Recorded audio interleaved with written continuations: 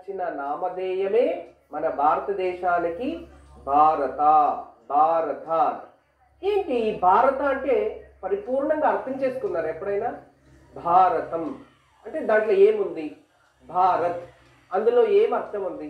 ఇది అచ్చమైన సాంస్క్రిట్ పదము. భా చాలా విశేషంగా అర్థం చేసుకోండి. భా లాస్ట్ రథ. భా రథ అర్థమైందా? రథ అంటే ఏం తెలుసా? రథము అంటే మనకి సూర్యుడు ఏదైతే రథంలో ప్రయాణం చేస్తూ ఉంటాడో అది, అంటే కాల ప్రయాణాన్ని భారత.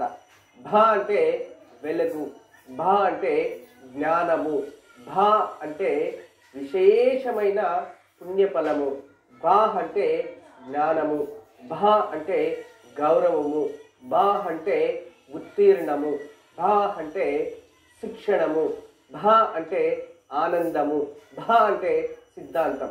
అలా అనే దానికి అంత విశేషం.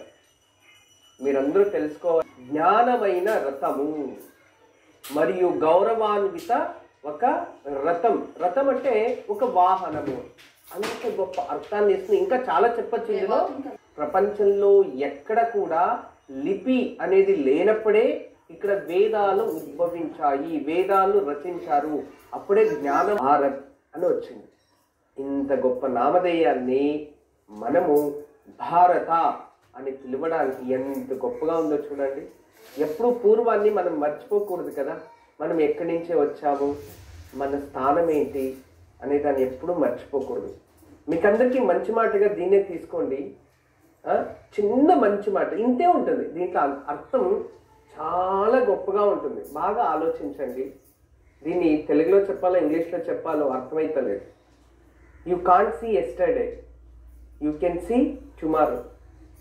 You can feel yesterday but you can't feel tomorrow. Right? అవును కదా. నిన్నటి రోజుని చూడలేం మనం, కానీ ఫీల్ అంటే భావించవచ్చు, అంటే ఆ అనుభవాన్ని గుర్తు తెచ్చుకోవచ్చు.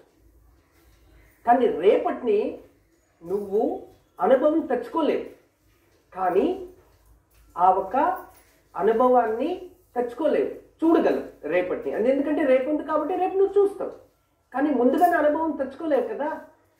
ఇదే విధానంగా మన జీవితంలోనూ వెనుక జరిగిండేదాన్ని మనము ఆ ఒక ఏదొచ్చిందో అది ఆస్వాదించలేం, కానీ రేపు చూసిన తర్వాత మీకు ఆస్వాదించిన అనుభవం వస్తుంది.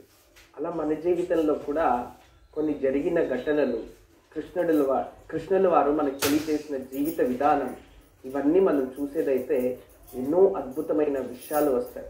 ఈరోజు మీకు అందరికీ చెప్పేది ఒకటే. ఈరోజు రోహిణి నక్షత్రం.